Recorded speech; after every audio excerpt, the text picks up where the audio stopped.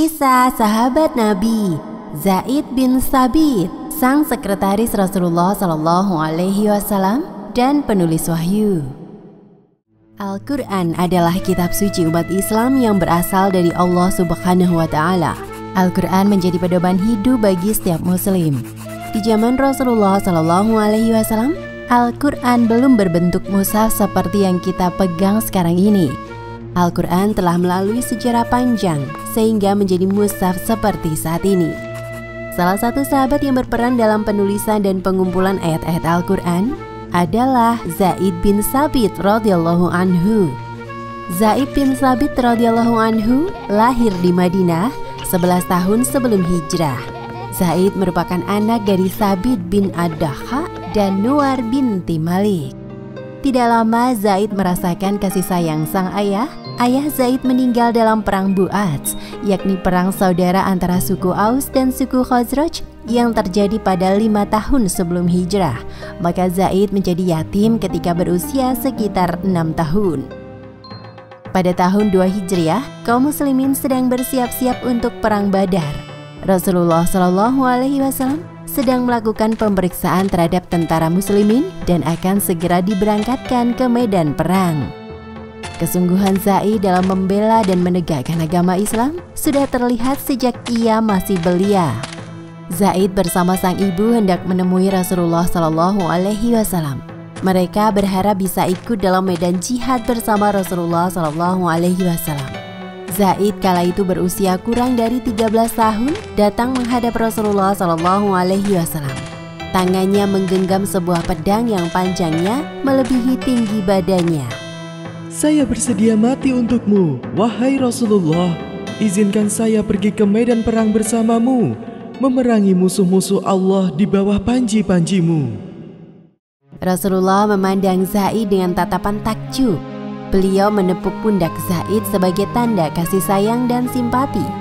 Namun Rasulullah SAW menolak permintaan Zaid karena usianya yang masih sangat belia. Zaid pun merasa sedih dan kecewa. Ia berjalan dengan menyeret pedangnya, sehingga pedang itu tergesek-gesek menyentuh tanah. Sang ibu juga merasa sedih karena Zaid tidak bisa ikut dalam peperangan. Pada perang Uhud, ia bersama teman-teman sebayanya menghadap lagi kepada Rasulullah SAW untuk memohon agar diterima dalam barisan prajurit perang. Rasulullah mengamati mereka dengan pandangan penuh rasa kasih sayang dan syukur. Rasulullah SAW masih keberatan untuk mengikut sertakan mereka dalam perang kali ini. Lalu salah seorang di antara mereka memainkan tombaknya dengan lihai di hadapan Rasulullah. Ia adalah Rafi bin Hudaij. Kemudian ia berkata kepada Rasulullah SAW, "Sebagaimana engkau lihat, wahai Rasulullah, saya adalah seorang pelempar tombak yang mahir. Maka dari itu izinkan saya untuk ikut perang." Rasulullah SAW menyambutnya dengan senyum kasih sayang dan akhirnya mengizinkan Rafi ikut berperang. Kemudian Samurah bin Jundub tampil di hadapan Rasulullah SAW dengan penuh kesopanan. Ia memperlihatkan kedua lengannya yang kuat dan kekar. Salah seorang dari keluarganya berkata, "Samurah mampu merobohkan orang yang berbadan tinggi sekalipun." Rasulullah SAW menyambutnya dengan senyum kasih sayang dan mengizinkan ia ikut berperang. Kedua remaja tadi memang telah berusia 15 tahun dan pertumbuhan badannya juga kuat. Masih tersisa 6 remaja lain, di antaranya adalah Zaid bin Thabit dan Abdullah bin Umar. Mereka terus berusaha membujuk Rasulullah SAW agar diizinkan ikut berperang. Namun mereka masih terlalu muda dan tulang mereka belum begitu kuat. Rasulullah SAW pun menolak permintaan mereka secara halus dan beliau berjanji akan mengizinkan mereka untuk ikut dalam peperangan berikutnya. Akhirnya Zaid dan teman-temannya memulai pengalaman perangnya dalam perang Khandaq pada tahun 5 Hijriah. Dikisahkan bahwa Zaid bin Thabit sudah hafal 17 surat Al-Quran saat berusia sekitar 11 tahun. Zaid bin Thabit dipertemukan dengan Rasulullah SAW saat beliau tiba di Madinah. beberapa orang dari kaumnya menemui Rasulullah SAW. Wahai Rasulullah, ini adalah seorang anak dari Bani Najjar. Dia telah menghafal 17 surat dari kitab Al-Quran. Selain itu, dia pandai dalam baca dan tulis Arab. Dia ingin berbakti kepadamu dengan keterampilan yang dimilikinya. Kemudian Zaid membacakan salah satu surat dalam Al-Quran di hadapan Nabi Muhammad SAW. Rasulullah SAW merasa kagum dan gembira mendengarnya. Bacaan Quran Zaid memang bagus, benar dan fasih. Rasulullah SAW berkata kepada Zaid, "Wahai Zaid, pelajarilah bahasa Ibrani. Sesungguhnya saya tidak percaya kepada orang Yahudi atas surat menyuratku." Bahasa Ibrani merupakan bahasa orang-orang Yahudi pada saat itu. Nabi Muhammad SAW mempercayai Zaid karena kecerdasan dan daya ingatnya yang kuat. Zaid pun melaksanakan apa yang diperintahkan oleh Rasulullah SAW. Dalam waktu singkat, Zaid dapat menguasai bahasa tersebut dengan baik. Diangkatlah Zaid menjadi sekretaris Rasulullah SAW. Zaid yang menulis surat Rasulullah SAW untuk orang-orang Yahudi. Jika Rasulullah SAW menerima surat dari mereka, maka Zaid yang membacakannya untuk beliau. Zaid bin Sabit radhiyallahu anhu juga mempelajari bahasa Suryani. Dalam riwayat lain, Zaid ditanya oleh Rasulullah, "Wahai Zaid, apakah engkau bisa bahasa Suryani?" "Tidak, ya Rasulullah."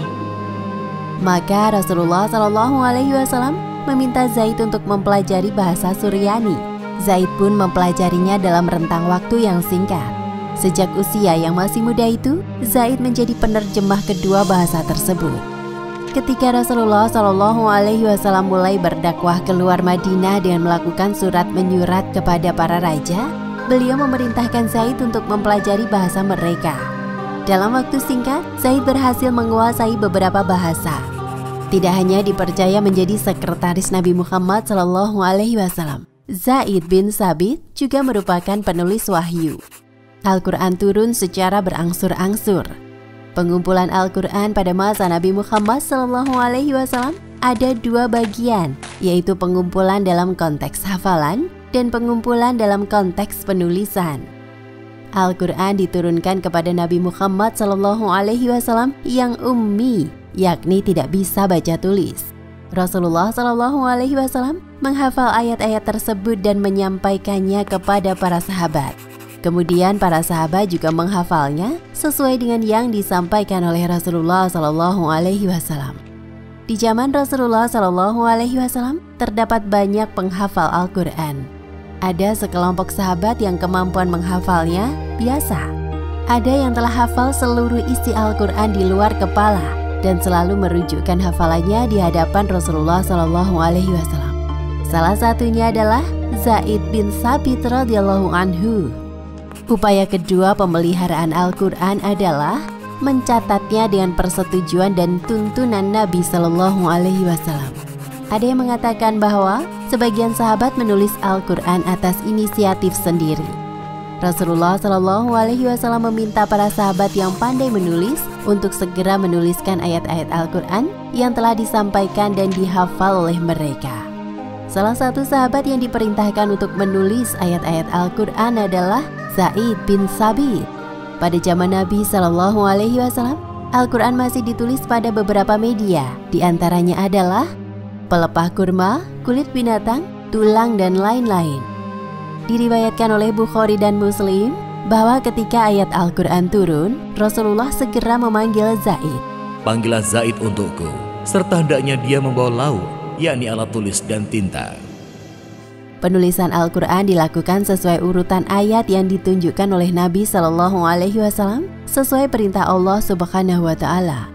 Jika malaikat Jibril membawa sebuah atau beberapa ayat kepada Rasulullah SAW, ia berkata, "Hai Muhammad, sesungguhnya Allah Subhanahu wa Ta'ala memerintahkan kepadamu untuk menempatkan pada urutan kesekian surat ini." Maka Rasulullah SAW memerintahkan kepada para sahabat untuk mengurutkan ayat-ayat Al-Quran sesuai urutan surat yang diperintah oleh Allah Subhanahu wa Ta'ala tersebut. Letakkanlah pada urutan ini setelah ayat yang berbunyi begini dan sebelum ini. Demikian urutan ayat-ayat Al-Quran adalah menurut perintah dan ketentuan wahyu dari Allah. Proses penulisan Al-Quran seperti itu berlangsung terus sampai Rasulullah SAW wafat. Ketika Rasulullah SAW wafat, Al-Quran telah dihafal oleh para sahabat secara sempurna dan lengkap ditulis di beberapa media, seperti pelepah kurma, kulit hewan, dan lainnya. Demikian kisah Zaid bin Sabit radhiyallahu anhu. Hikmah yang bisa diambil dari kisah tadi antara lain: pertama, hendaknya kita semangat dalam menuntut ilmu, seperti yang dilakukan Zaid dalam mempelajari berbagai bahasa dan ilmu.